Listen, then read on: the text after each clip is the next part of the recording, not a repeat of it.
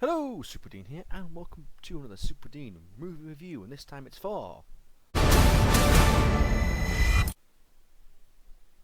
Did it work? I'm assuming it came up for Terminator Dark Fate. Been to see it today with Superwife and Superdad, and I'm not going to lie, I really enjoyed it. It's not the best film, but it's not a bad film. I'll get into this in a minute. I've heard, unfortunately, a lot of bad things about this film. I've watched a couple of reviews on the way home from it, and it just doesn't... I don't understand why it's having such a negative effect on it. It is a good film. Like I said, it's not, I'm saying to people, it's not the best film by far, but it's not a bad film. And a lot of people seem to say, oh, it's a... But I can kind of see a few little bits, but I'll get to that in a second. The cast, Arnold Schwarzenegger, Terminator, really, really good. He just seems to know the character for Terminator. He just always seems to be just this deadpan kind of, he's funny, but he doesn't seem to know he's being funny. Linda Hamilton was back as Sarah Connor. I haven't really seen her in much lately. I think kind of her last big film was Terminator Judgment Day, so if she has done other films, I'm sorry, but this is kind of the first time I've seen her in a while. There was Mackenzie Davis. Apparently she's done some films. This is the first time I've seen her in anything, so she wasn't too bad in it. I didn't like the character at times. She seemed to bounce about a bit too much for my kind of liking, but she was good overall. There's Natalie Reyes, who is Danielle, who is kind of the new kind of main sort of why the stories around her character. It all goes around her, what's going on because of it. And then there's Gabriel Loon, who is the new evil Terminator, which I think is a Revers, or something, which is the new kind of Terminators in the world. So yeah, again, overall, it's a good film. It's a big action movie. It's very big. It reminds me of kind of an 80s action movie. They're trying to sort of go back to the nostalgia of the like Terminator 2 when that was out, and the original Terminator, of all that kind of action stuff. And at times it worked. Sometimes there was a few bits the action was, I didn't feel good, to be honest. It just didn't seem to work. But excuse me, my burp. Professional as always, Superdean. But again, that was all good and stuff. There was not much of a soundtrack to it. There was good stuff. The cinematography, but the main thing I think about this film, especially in Terminator films, is the CGI. It's just so good. I don't know how they make it work and stuff, and how they do it. But it's just how, like, you see when the Terminator's one of the evil, it's his face kind of taken off, and it's like all set off there, and it just goes, and it's all perfect again. It looks so. I know it's CGI, but it looks so real. It looks like, how have they done that? How have they made it look so good? And there's other parts of the film, it's just like, it just spoils it, which is a shame. I can't. See, the frustrating thing is, there's not much I can really say that's non-spoiler, which is a bit of a frustrating thing, because I want to talk about it, but it's kind of a film that's so contained, and even a little bit, it kind of can spoil the whole film. I know it's been out for like a week now. I think it came out, I'm looking down there again, I should be looking at you. It came out like a good week and a half ago, but still, I will get into spoilers in a second. So overall, personally, I liked it. I'm not going to... It's not a bad film. It's not the worst Terminator film out there. Shush. Personally, in my eyes, I feel bad for moaning, because again, I couldn't do this. I'm sat here talking about it, and you see all these other reviewers on YouTube and all this stuff talking about it, and these people write things like, oh, it's reverse because of this and this. You go have a go. You go make a film.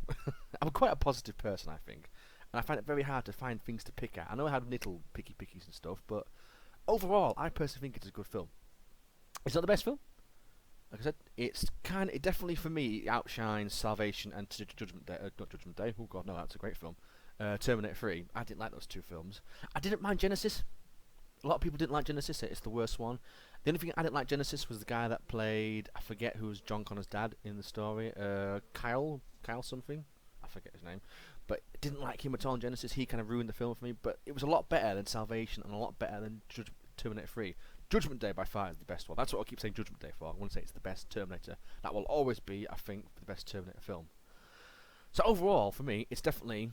I would have put super liked, but it's definitely super okay. Because it's not like we'll talk about in spoilers in a second. There's just a few things that drag it down a little bit, but it's definitely super okay. So if you can, do go watch it, or wait till it comes out on DVD.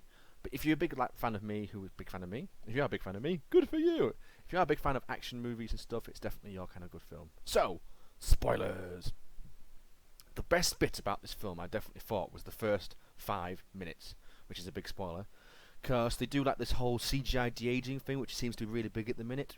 It's just so good how the Linda Hamilton's there. You see how old she is, and now in this bit, they've like made her look young again. It looks so good how it looks like her from the old films. It's like, is this like old footage they didn't use in the old films? It looks so good. And then the little lad's there from Judgment Day. He turns around, he's talking to some girl, trying to impress her with Spanish, like, oh, I can't speak Spanish. I won't even try. But then, like a young Arnold Schwarzenegger turns up, and he looks a little bit out of proportion, but he still looks really good, like young Arnold Schwarzenegger in the days of Terminator. He looks all that young and comes along, kills John Connor boy, which then ruins it. Because if you know in Judgment Day, they destroyed Skynet, so Skynet, the future, the Terminator never happened. You're thinking, how's this film going to happen? I'll get to that in a minute. So kills him, and then obviously she's very sad because her son is now dead. She failed to protect him, and that kind of makes her arc for the film because she hates Terminators, and her job in the film is to hunt down Terminators.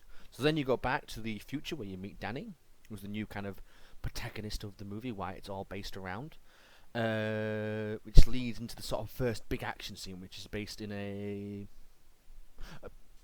what do you call them when you make cars?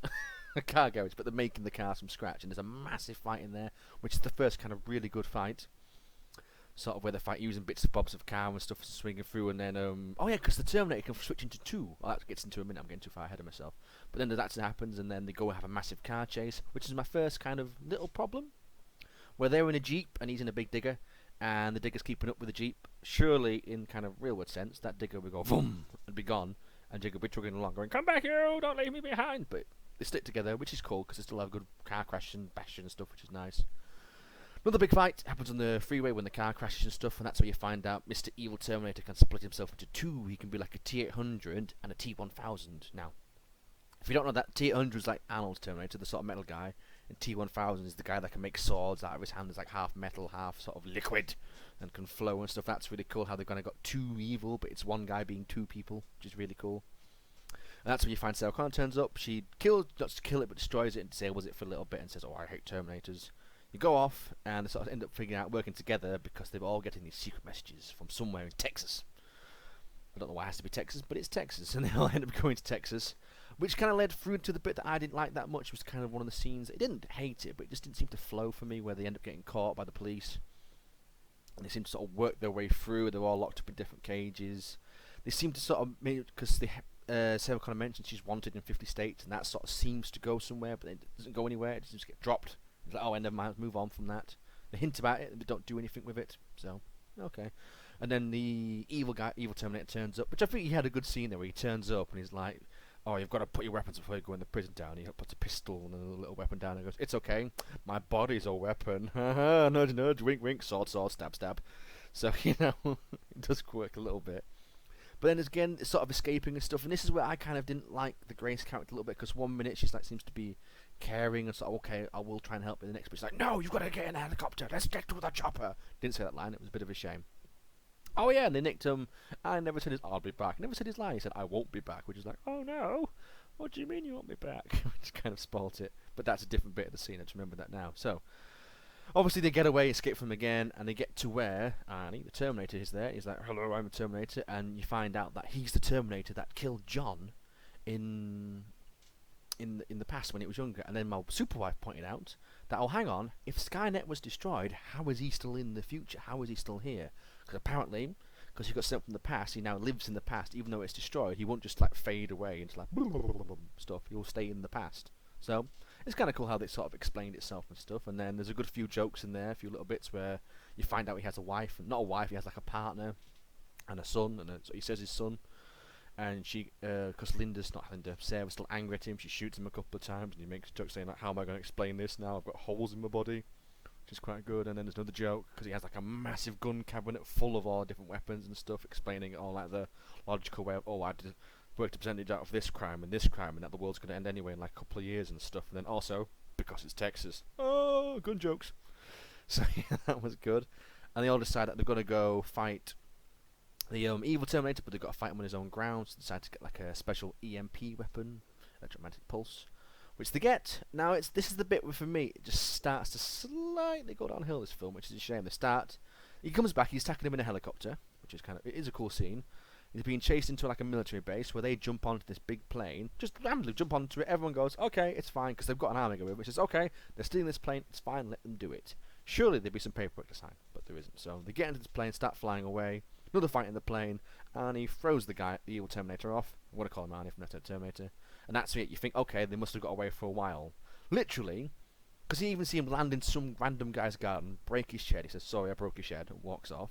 Literally 5 minutes, not even 5. It doesn't even feel like 5 minutes after that happened. The evil Terminator's in another plane. He's caught up to them, and he's now ramming into their plane with his plane. That it kind of spoiled it for me, because you think about it. Surely, if this is kind of like a real life thing, that plane would never catch up to this plane until it lands. If this plane landed and he went boom and crashed into them, that would make sense. But really, wherever he's landed, he's had to go to an airport, get into the plane, and then fly the plane and catch up to them. Surely, unless it's like a jet plane, because jet planes are really fast and big planes are really slow, but they're both big planes. So how did he catch up so quickly? I know obviously it's for the continuity of the film to keep it going, to have that sort of conflict. He's caught up when they're fighting. But it seemed to spoil it. It definitely pulled you a bit out of the reality of the film. It sort of dragged you back down. It's like, well, that wouldn't happen. It just doesn't seem to work. But again, it made up for it, because the fight on the plane was really, really cool. And then you see him escape the plane in like a parachute thing, and it just all seems to... It worked. Again, that's why I think of it as an 80s action movie, because the 80s action movies just didn't make sense, but it still worked. They still looked really cool. All this stuff was happening around, and all this wouldn't make sense in normal life, but it was still really cool how it did work. So, kind of a little bit, and the last kind of fight was a bit... It wasn't bad, but it just seemed a bit too sort of not the numbers, but it didn't seem to like flow. It was just, and the camera didn't seem to have the angles right and stuff. But overall, it is a good film, and again, it bugs me at the end how they always seem to have to, in these Terminator films, they have to kill off the good guys. And I mean, he was killed, he was blown up, but he blown up as well as the Arnie's Terminator. He sacrificed himself by holding him down as his bomb was going off in his head, and he said, if you're going to die, I'm going to die, and it's there trying to freak out, getting it out of his head, and he's like, no, you're not going to do it. Stop it and die. And died with him. I never liked that. I guess I kind of like Genesis 2, because you see Arnie happy alive, he's walking off as a big Terminator, like, oh, it's happy Terminator. But again, another dead Terminator. And the Grace character, unfortunately, spoilers, she had to die as well. Which bugged me a little bit, because they knew the EMP was destroyed. This happened early on, it was destroyed and wrecked. So the only other way to defeat this guy was using the one in her chest. Surely they could have found a better way, or like immobilized him or something. Because like that, they chucked him into like a big, because they were in a dam at the end, a big turbine thing, which absolutely wrecked him. And he comes out like hoppling on one leg, and he's not really working properly. There's like 4 other ones. Throw me a different one. There's one wrecked. There's 3 more. Just pick him up. What? Ram him in the next one. That don't work. Ram him in the next one. Because it seemed to pretty much give you missing an arm. He's missing a leg. He was all like bent. He was trying to fix himself, but he had bits missing, so obviously it wasn't going to work. Which to me, it didn't seem to tie it off very well. Then it seemed to be and obviously they've left it on a cliffhanger. For obviously, I'm assuming there's going to be a sequel. But from obviously what I've heard, I don't think there will be a sequel, because it hasn't done very well for itself, which is such a shame. Because it like up to that before the plane scene, it was going up pretty well. I was definitely enjoying myself, and it sort of just came back down, and it just slowly leveled off, and then just dipped again at the end. So it was, like I said, it is a good film, but it's definitely like it belongs like back maybe early 2000 or 90s or something. Obviously, that it wouldn't have been able to happen that kind of time, because there wasn't the graphics and all that kind of CGI to sort of do it with, so shush. But again, overall, I personally liked it. I'm definitely recommend it to my friends. If you're into 80s action movies and you're into the Terminator franchise, you probably will enjoy it. You will have, if like me, you'll have a few little nicky picks and stuff because you didn't fully enjoy it. But as Superwife came, and she wasn't into the Terminator, she's never seen it, this is the first time she's ever experienced the Terminator, she was sort of sat there, yeah, it was okay, then she had a few buts and stuff, so I understand. So if you're not into the Terminator, it's probably not a film for you, so you better have seen something else. But overall, I think if you can, please go watch it, or wait till it comes out on DVD and watch it then, because it's still, I think it's definitely a good film. It needs some support. I think people need to go behind it and say, look, it's not the best film out there, there are better films out there, but there are a lot worse films out there. There's been a lot worse films released and stuff than this. This is a good, bang, middle film, and I just don't see why it's getting such hammering. So anyway, I'll leave it there. Thank you for watching. Thank you for listening to my usual rantings, and I hope you enjoyed it, and I'll see you in the next one. Superdean! Out!